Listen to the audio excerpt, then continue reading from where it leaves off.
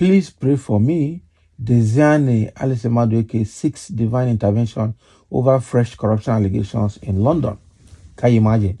Now she's remembering God. Well, it's good to remember God and repent, but the truth is that what he has done, what she has done in terms of this corruption allegation, she can't escape the punishment in the hand of the British. That is it. I'm sure I think they adjourned her case to December or January next year, thereabout, and she is going to remain in a kind of house arrest. She cannot go outside London, and she cannot go anywhere she's going. She's been tracked. Now she's wearing something like a digital strap for tracking. So anywhere she enters, she's tracked, and she will never remove that strap from her hand and make sure that they are seeing her every minute. It means that she can't leave the UK. So what is the essence of affluence? What is the essence of being big and being very rich with this kind of situation? Look at the way she's ending up as like a fugitive, asking for prayers. After stealing and stealing and stealing and being involved in financial crimes. If it is Nigeria now, they would have given her a clean bill. The same thing that happened to Ibori until he was caught up in London. Now look at what is happening to Kurimado in London.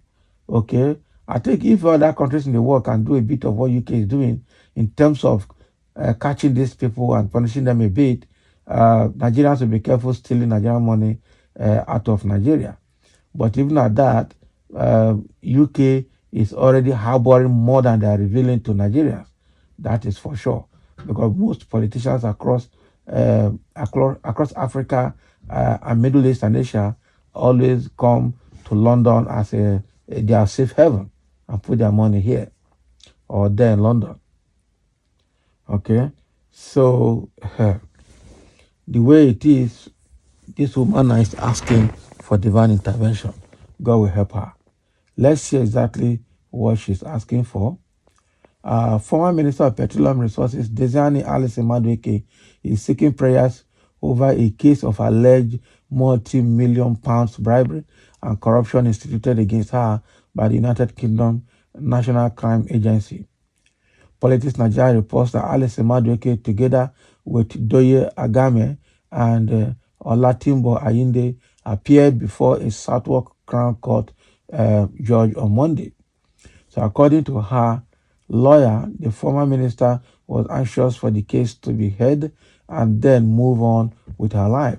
But after the hearing on the fifth floor courtroom, a prominent member of the Nigerian community in the United Kingdom, who is an acquaintance of the former minister, spoke with The Guardian after having a conversation with her. I feel sorry for her. Here is a powerful woman who will say, "Come," and you come. She told me I need prayers and to please pray for me, he said. Can you imagine? Meanwhile, a top lawyer who flew over from Nigeria to represent his client, Benedict Peters, said that the case is weak and won't probably send the former minister and others down. Are you sure? Speaking in front of the court, Emeka Ozan, his son, argued that they in one NCA have spent 5 to 6 years investigating the case and are trying to justify what they've done with taxpayers' money. I came to represent one of those linked to the case, he added. Asked if he flew from Nigeria just for the hearing, he replied, "Yes, I came because of my client."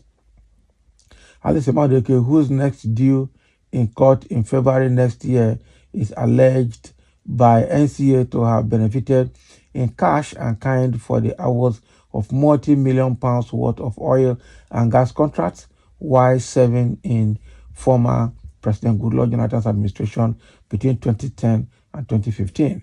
And during Monday's hearing, both sides of the bench argued that the trial was expected to last between 7 to 10 weeks, beginning not earlier than November 2025.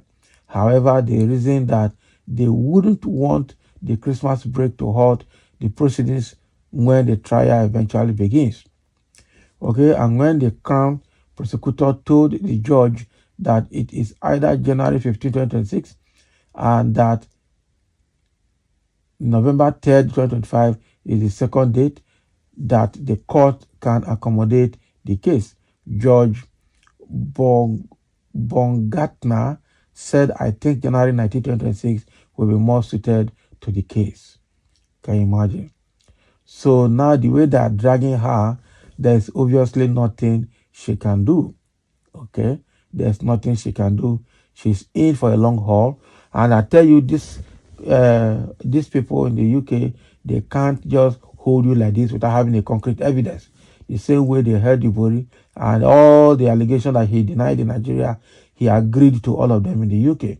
The same way they held, what's his name, Kuremado, and he couldn't remove his head. So this woman cannot remove her head. Before they held her like this, or before they started holding her like this, they would have done all the background checks, all the investigations, and have all the facts on table. So I wonder where she will go from here. Now she's facing humiliation and now asking for prayers. But when she was packing and stealing Nigerians' money, no, she wasn't asking for prayers. God will help her. I tell you.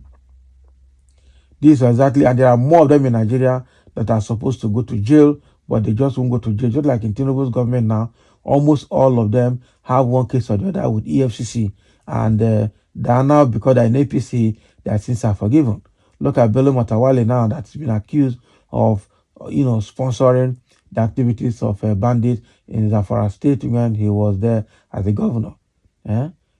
It's quite unfortunate that all these people will steal and commit all the political crimes in Nigeria and they'll be set free. But immediately they cross border, they are nabbed abroad.